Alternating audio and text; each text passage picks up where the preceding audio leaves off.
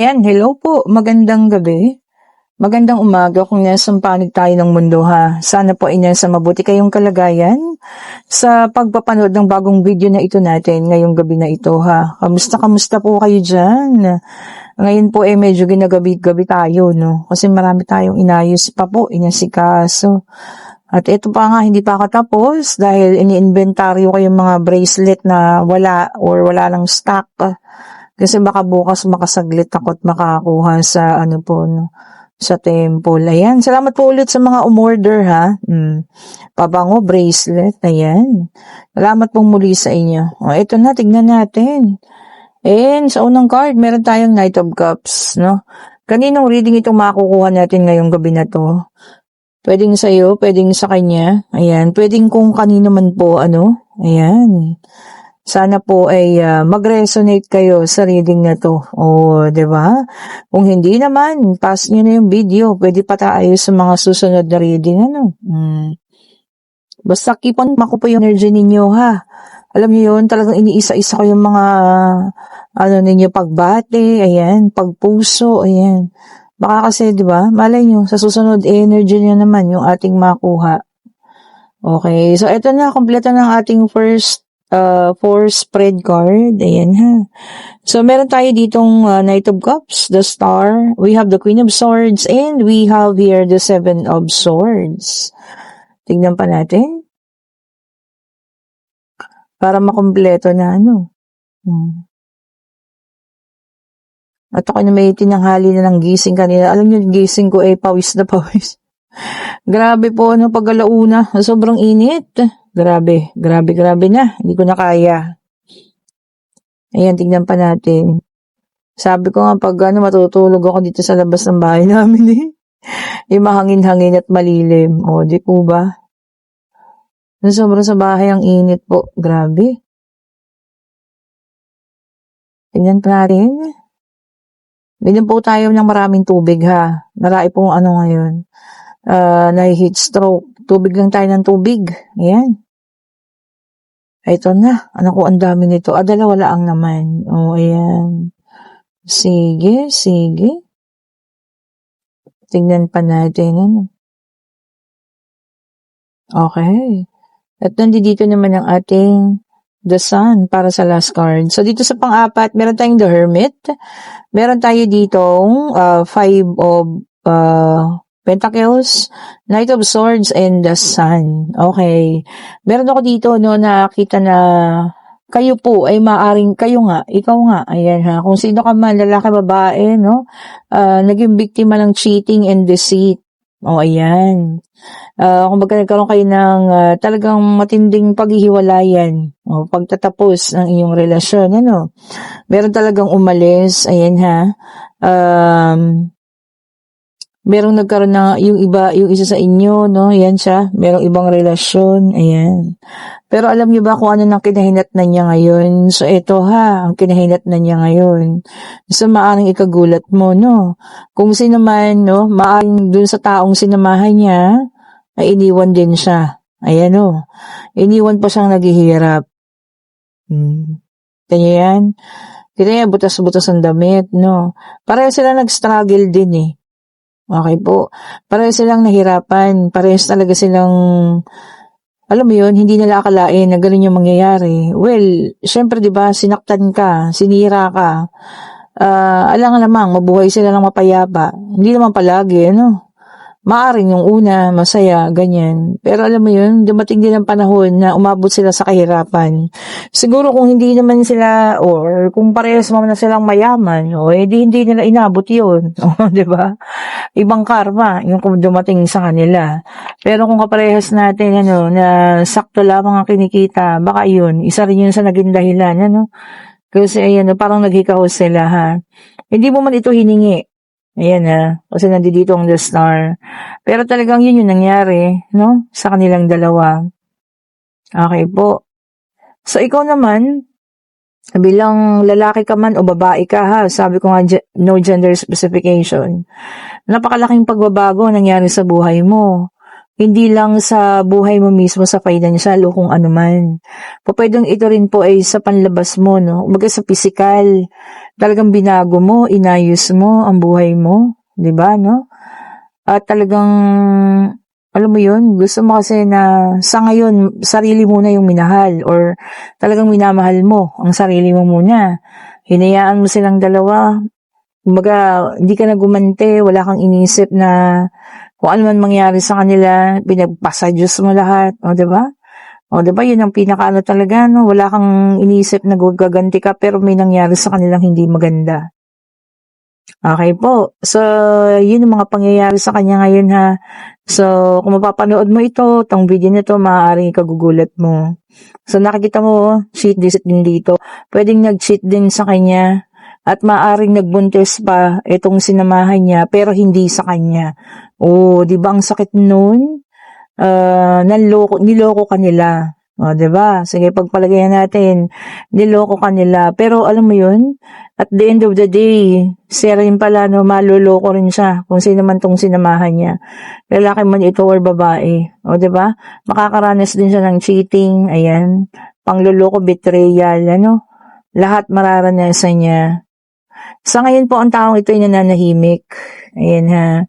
Pananahimik at talagang alam mo 'yun, may pagkakataon, na minsan sa isang araw makikipag-communicate sa'yo ang taong ito.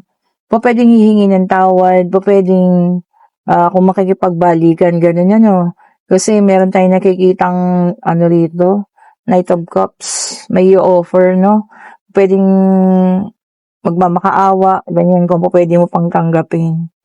Oh, 'di ba? Tama yung twist of fate 'no, pag-ikot ng kapalaran. Nung mga nakararang panahon, ikaw yung talagang durog na durog. Sa ngayon, siya naman 'tong nadurog, oh, 'di ba?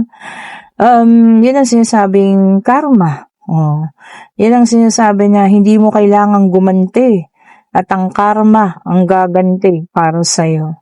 Oh, o sino man sa inyo ha ang, iisip niyo ngayon, ano na kaya nangyari sa taong yun? Oh, eto po, kung mapapanood mo ang reading na 'to, maaaring ito po ang nangyari sa kanya. Nakaranas siya ng pangloloko, nakakaranas siya ng paghihirap ngayon. Oh, kailangan mahirap nalokohan ka pa, inubos pa lahat ng kaperahan mo. Well, yan naman ang ginusto niya, 'di ba? Sabi ko nga nasa kama niya, hindi sabihin na natin nasa banig na, pumunta pa sa sahig, oh. Nung kayo, magkasama, ayos na ayos ang buhay ninyo, mina-manage ninyo ang kaperahan ninyo, oh, 'di ba? Ay bale sila'y nagpasobra sa mga, alam niyo 'yun, bisyo. Oh, di ngayon 'yan ang nangyari. And we have here the 9 of Pentacles, ayan. Sabi niya rito 'no, napakarami mong natanggap na rewards, no? Naging abundant din dahil sa mga nangyari. Ang dami mong natanggap. Kumbaga lahat ng niluha mo, no? Sa din naman, ang natanggap mong kapalit na magagandang pangyayari.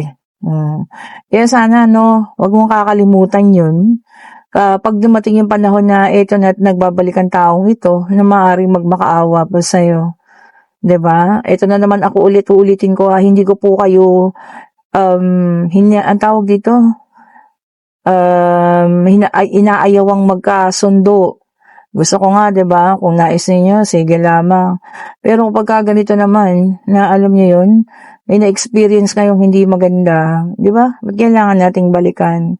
Ulitin ko, kayo pa rin magpasya ha. And we have here the Wheel of Fortune, may dalang number 10. Ayan. Sabi niya rito, no karma. Kung kagaya sa'yo, 'di ba? Maganda ang itinanim mo noon, so good karma ka. Sila, anong itinanim nila? Parehas sila. Oh, kaya ito yung karmang nakukuha nila sa ngayon. Oh, 'di ba? Grabe, no? Yung pag-ikot ng kapalaran talaga. Alam niyo yun, pagka ang kamay ng Panginoon ay kumaway or ikinumpas niya, sang saglit lang po yan, di ba? God is good at makapangyarihan ng Panginoon, ha? And we have here the moon na may dalang number 18. O, ayan. Sabi niya rito, no? Fear. Ngayon, natatakot siya. Natatakot siya na kasi baka alam mo 'yun, oras na lumapit siya sa'yo, hindi mo na kayang, patawarin or hindi mo na kayang tignan, 'di ba? Talagang gano'n, matatakot ka dahil may ginawa ka, eh, 'di ba po? Kung ikaw ay naging maayos ang pagtrato, eh, di sana walang magiging problema. O ito pa, conflict. Naku, ang dami niya pong ano ngayon, sabit. Baka tambak ang utang. Ayan 'no, daming naniningil. Dami pong sabit ha.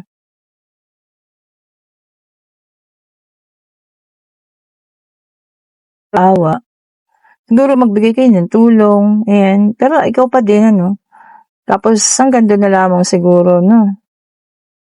Kung kaya niyo pa magbigay ng tulong ano, para alam mo 'yun, kahit papaano, eh, makatulong ka bilang sa isang tao na lamang ano, hindi bilang isang partner mo dati, oo. And we have the King of Swords, ayan ha. Sabi niya rito 'no, intelligent, katalinuhan. So ikaw ito 'no. Sa ngayon talaga isip muna, hindi puro puso. Ngayon siguro balanse na 'no. Minsan ginagamit ang puso, minsan isip din. Tama 'yan, tama po 'yan. 'Wag puro puso ha. Kailangan balansehin natin 'yan. Hindi po puwedeng lahat laging gano'n, oh, 'di ba? Oh, ito pa. And we have here the Two of Wands, ayan. Sabi niya rito 'no, deciding, oh, magdedesisyon ka. Tama naman, oh, 'di ba? Siguro ang pagdedesisyonan mo rito kung tutulong ka ba or alam mo 'yun, kakausapin mo ba or papansinin mo ba ang taong ito. Medyo mabigat din 'yun ha, kasi masakit din yung mga pinagdaanan mo, eh. Oh, speaking of sakit, eto na. Kita niyo oh, kung 10 swords o 10 sakit ang ibinigay sa'yo, ganun din ang ibinigay sa kanya. Medyo marami siyang ano ngayon, kaaway, no? Ayan, tignan mo, doormat, ginawa siyang basahan. Siguro ng babae, no? Or lalaki niya sinamahan niya. Tinuring siya ngayon na parang basahan. Sakit naman. 'Di ba? Abay, bakit? Nung ikaw ay kanya ipinagpalit, ganun din naman, 'di ba? Siguro natural lang. Ipinalasap sa kanya ng Panginoon kung ano yung ginawa niya sa'yo. Oh, 'di ba? Talagang sabi ko sa inyo, pag ang Panginoon ang kumaway, isang kumpas laang yan. Hindi nyo aakalaing mangyayari. Ala, sige, tingnan pa natin. Oh, ito pa ha. Ayun na. Talaga nagliliparan ang ating mga baraha ngayong gabing ito. No? Okay, and meron tayo rito, Two of Pentacles. Kanila ko pa binanggit ang pagbabalanse, no? Ikaw ito. Ayan, no. Tapos lahat ngayon para sa'yo, eh, dapat may kahulugan na ang iyong mga gagawin, ang iyong mga bibitawang salita or kung ano man. Oh, may kahulugan, may purpose, may meaning. Tama. Oh, 'di ba? Hindi yung basta-basta na lang. Madali pong makapagpatawad, ka kung anong gano'n. Pero yung, alam niyo yun, kayo po ay makipagbalikan pa or mabutihan pa, siguro pag-isipan niyo mabuti ha. Hindi po lahat ng panahon dapat ibigay sa mga taong nakasakitan, 'di ba? Yung sobra-sobra yung pananakit sa inyo. Hindi po lahat ng panahon. Eto na, pangatlong deck ng card ha. Pwedeng sa'yo pa rin to, pwedeng kanya or kung kanino man, take only what resonates po ha. And we have here the Tower, fire sign. Sabi niya rito, no, chaos or disaster. Ayan. Ang iba sa inyo, no, pwedeng kayong mag-partner ito, makakaranas ng talagang, alam mo yung pagbagsak, kabuhayan, emosyon, ano, pwedeng makakatuklas ng third party or kung ano man ha.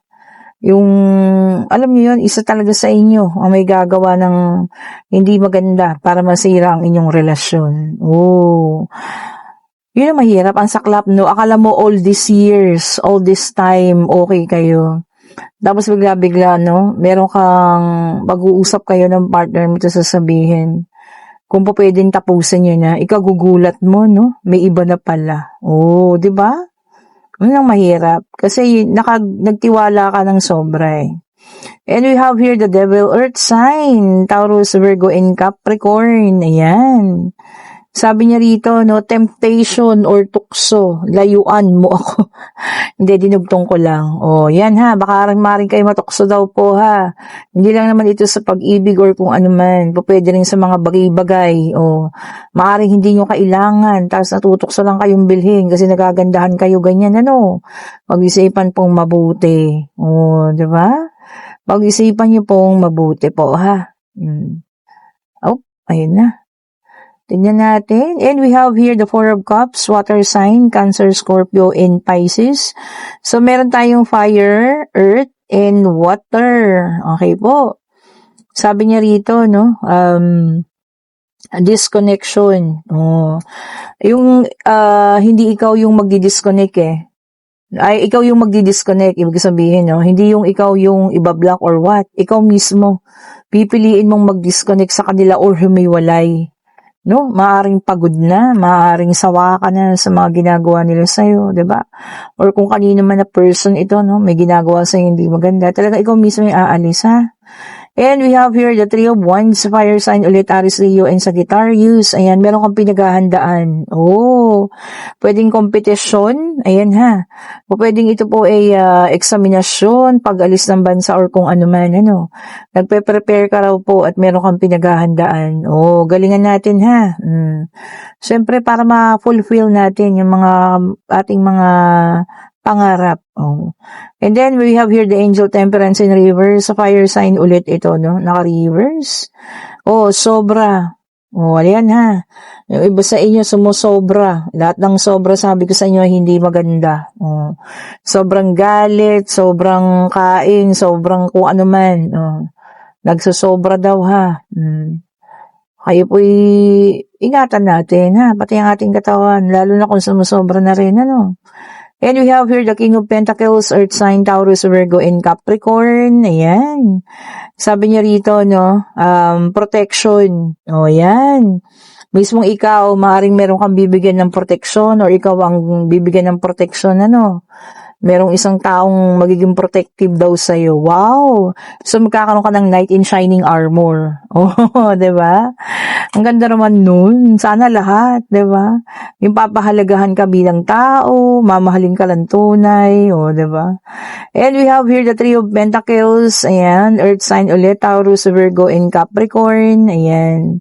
Dito, sabi niya, may mga matutuklasan kang pang mga ibang bagay. Learning kasi. So, maaaring ikaw po maititrain, ano. Kung ano man ito. Maganda yun. Kasi ibig sabihin, pagkakatiwalaan ka nila, ititrain ka nila, ha. O, kung sino man nasasabak sa training dyan, pag-igihan din. O, diba? Ipakita niyo yung best ninyo. O. At, ito na ang ating last na card sa ating third deck. And we have the High Priestess, water sign. Ayan, ano. Sabi niya rito, ha. Trust yourself. Yun. Oh. Baka yung iba sa inyo nawawalan pa ng tiwala sa sarili. Naku, wag naman. Magkatiwalaan nyo ang inyong sarili nyo yan eh. Ha? O, diba? Kung pagdudahan ito yung desisyon ninyo. Pag-isipan kasi, bago po ibagsak ang inyong mga desisyon. O, eto na. Pwede na po kayong magtanong, ha? Pag-ibig, pangyayari, financial, kung ano man ang gusto nyong alamin. Ayan. Divine Universe, ano pong kasagutan sa kanilang katanungan po? Ayaw bumaliktad. Ayun na. Ang laki ng flip niya eh. Ayan, the Sun, yes po ang sagot. May dalang number 19. So, ang numero ay 10, 18, and 19. And yes po ang sagot ha. Yung iba sa inyo ngayon, napaka-positive and napaka-optimistic po. Yun ang maganda. O, diba? Lagi kong uulitin sa inyo ha. Positivity attracts positivity while negativity attracts negativity po. And kung kayo yun nasa situational reading natin, ano, kayo pa rin naman ang magdedesisyon. Siguro ngayon, hindi pa magre-reach out ang taong ito. Siyempre, ano nga naman ang iisipin ng ibang tao, porket hindi yung pinalit sa'yo, babalik sa'yo. Di ba? Parang gano'n, ano. Baka maaaring ayusin niya muna ang kanyang sarili din, ang kanyang kabuhayan, ang lahat ng mga hindi magandang nangyari, ano. Ayun po, no? Pero kayo pa rin ang tatanggap diyan or kung tatanggapin niyo pa or hindi ba po, ano. Yan lamang ang kanyang sitwasyon sa ngayon, ano, na maaaring ikagulat mo, oras na mabalitaan mo, no? Tama ang reading na ito. O ayan po ha, sa lahat po ng may gusto ng ating mga bracelet, ayan, at ng ating pabango, mag-chat na kayo, mag-order na po kayo ha, sa bawat order ninyo. Isang pipoy po na bubusog dito. Isang malaking asong pipoy, ayan. Natulog na ang natutulungan ninyo. Hindi lang po si Pipoy. Marami po kasing aso din dito ha. Pati aso ng mga kapatid ko yan. Si Susoy, ayan. Ano, sino pa ba yung isa? Si Chevy, ayan. At yung isa si Yayang, ayan. Tapos ang pusa ay 3. Oh, tapos yung mga kumakain ng mga ibang pusa dito. Mga nakikikain. Siyempre, alam nga namang hindi ko pakainin, no, 'di ba? Pinapakain na rin natin lahat 'yan. Basta lahat ng mga dumadalaw dito ng mga pusa po. O ayan, salamat po muli sa inyo ha. Have a great evening po. At kung gusto niyo pong humabol bukas para sa ating reading, ayan, kayo po'y mag-chat na. Oh, may mga oras pa po na bakante ha, lalo na sa bandang hapon. Oh, kaya para kayo aking mapagsilbihan naman. Kung gusto niyo lang naman po ha. Thank you so much po ulit for watching. Have a great evening po sa lahat. Magpahinga, ipahinga ang katawang lupa natin. Iisa lang yan ha. Have a great day po. Salamat po sa inyo.